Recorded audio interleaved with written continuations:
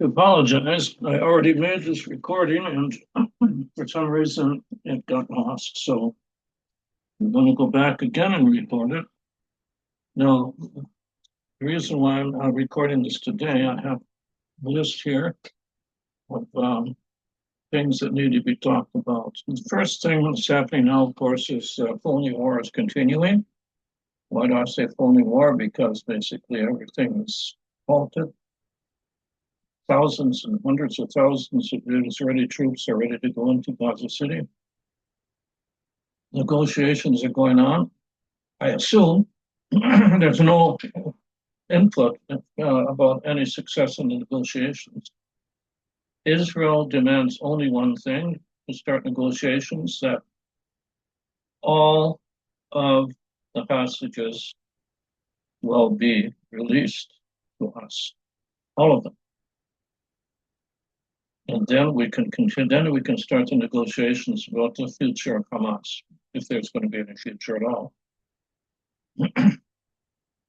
Hamas has totally disagreed. They say we want to do a timed release. We'll give you 10 now and a few later.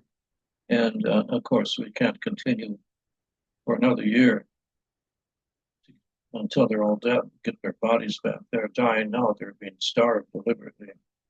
You've seen, or many of you have seen the video films of one of our soldiers, a skeleton, like in Auschwitz, being forced to dig his own grave. And they sent that to us and to his parents. Okay, let's go into Tachlis. Right now, Tachlis is when we say in Hebrew, let's get down to business. As we have seen today, there is no progress whatsoever. We are continuing to bomb Gaza City, and we will continue to bomb Gaza City until it's eventually reduced to rubble. And we don't really care about outcries. I've been hearing a lot of, excuse my language, bullshit about starving people in Gaza. And it doesn't go into the reason why the hundreds of tons of food that we have sent to Gaza didn't get to the people that need it. Well, I've got an update for you. The Hamas is stealing it, and so are the gangs. Gangs in Gaza. Most of them are Bedouin gangs, but they're also Palestinian gangs that are also grabbing the food before it gets to any sort of distribution center. And then they sell it to the starving people in Gaza for very high prices. And people that can't afford to buy it from them starve to death. Very simple. Either you buy or you're dead. All right, but that's with the food. But there's many other issues going on now. What about our attack? Well, when I say phony wars, we have to find out, or maybe I would say not find out so much, but we have to look at all of the attempts to release the hostages. So let's say they agree, all of the hostages, they'll still keep the bodies, which they'll sell back to us. For what, a 60-day, a 20-day? For how long of a ceasefire, we don't know, but we demand all of the hostages, and then we will consider a ceasefire. We demand many more before we actually will have a peace. The peace program will have to include removing Hamas and all of their infrastructure from Gaza entirely. We did that in Lebanon with the Palestinian Authority, and we'll do it in Gaza. So that's what's going on in Gaza. I call it the phony war because basically nobody wants us to go to war.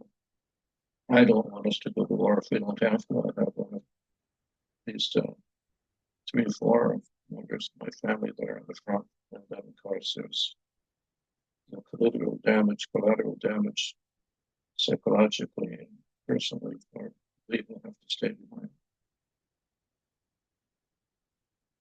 So that's a phony one.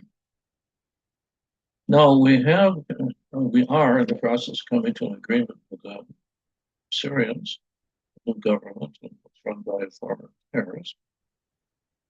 And we want to make sure that, as far as Syrians are concerned, the Golan Heights that are still controlled by Syria will be demilitarized.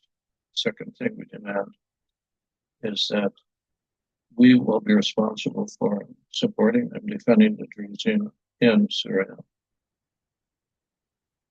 And that's very important because obviously he's not strong enough, the Syrian president, to control the Bedouin and other organizations, the Syrian HAMAS, I guess you'd call them, that want to destroy, kill, convert all of the Druze in Lebanon, Syria, which means basically that we would have to go to war because the Druze are our allies and we are committed to protecting them and allowing free movement between the Druze enclave in Syria and the Druze enclave in Israel. So that's like the number two thing that's interesting. And going back to captives, the mother of the only female captive still unaccounted for demands that they release all the hostages, including her daughter, and not piecemeal. You can only imagine what her daughter's been going through as a beautiful young woman in the hands of Hamas, if she hasn't already been sold to the Bedouins or sold to the Egyptians and placed in a whorehouse and they can't produce her, so they pretend she's dead. Well, that's good news for Friday, and there's not much good news. As we see, the war goes on. The war will continue to go on. And ultimately, our war will be your war. Because if we fail in the Middle East, there will be war in the Middle East. And if there's war in the Middle East, it will be an atomic war because we will not hesitate to use our atomic weapons in defense of our country. So have a wonderful day. It's another Shabbat. Shabbat Shalom. Take care. Bye for now. From Israel.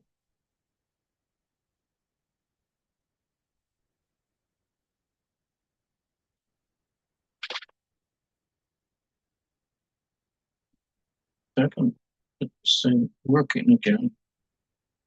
Yes, that should do it.